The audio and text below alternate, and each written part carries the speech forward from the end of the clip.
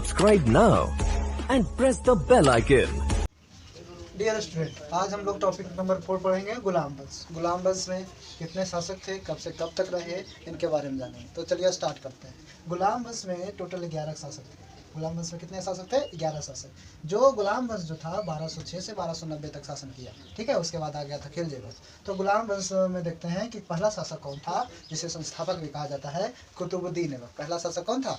कुतुबुद्दीन ऐबक, जो 1206 से 1210 ईस्वी तक रहा। 1206 से 1210 ईस्वी तक, जो जिन्होंने अपनी राजधानी लाहौर बनाई थी। कहाँ बनाई थी? लाहौर बनाई थी। उसके बाद 1210 में उसकी मृत्यु हो जाती है चौगान खेलते हुए, ठीक है। तो उसका बाद उसका बेटा आया। उसका बेटा आया 1210 में। 1210 में ही आया। उसके बाद दूसरा शासक 1200 कुतुबुद्दीन ऐबक के बाद दूसरा शासक आराम शाह था। कौन था? आराम शाह। आराम शाह के बाद सीधा आया इल्तुतमिश। लेकिन ये दोनों जो थे, कुतुबुद्दीन ऐबक एक आराम शाह, ये कुतुबी वंश का संस्थापना किया था।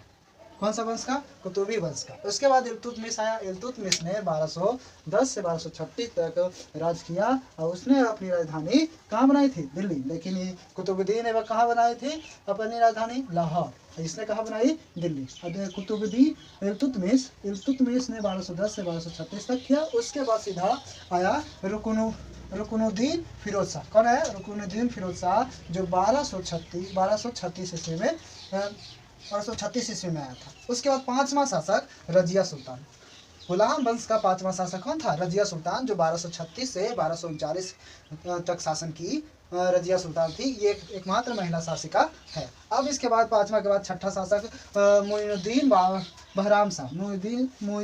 मोइजुद्दीन बहराम शाह 1240 से 1242 ईस्वी तक शासन किया। उसके बाद सीधा सातवां शासक कौन था? अलाउद्दीन महमूद शाह, जिन्होंने 1242 से 1246 तक शासन किया। इसके बाद आया नासिरुद्दीन महमूद। इन्होंने 1246 से 1265 तक शासन किया। और ये नासिरुद्दीन महमूद, अलाउद्दीन महमूद शाह और मोइजुद्दीन बहराम शाह और रजिया सुल्तान और रुकनुद्दीन फिरोज शाह, इल्तुतमिश, ये सारे के सारे किस वंश के थे? इस सारे इल्तुतमिश ने शमी वंश की स्थापना की थी। शमसी वंश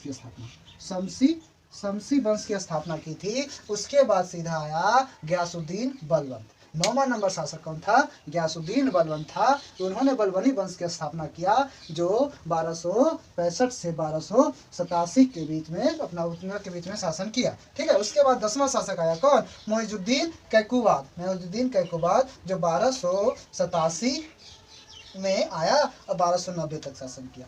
इसके बाद एक और आया, जिसको हम लास्ट शासक 11वां शासक 1290 में। तो 1290 में आया। इसके 1290 में शासन किया। इसके बाद गुलाम वंश में, उसके बाद आ गया खिलजी वंश। गुलाम वंश यहाँ पे समाप्त। इसके बाद क्या आया? खिलजी वंश। तो खिलजी वंश के बारे में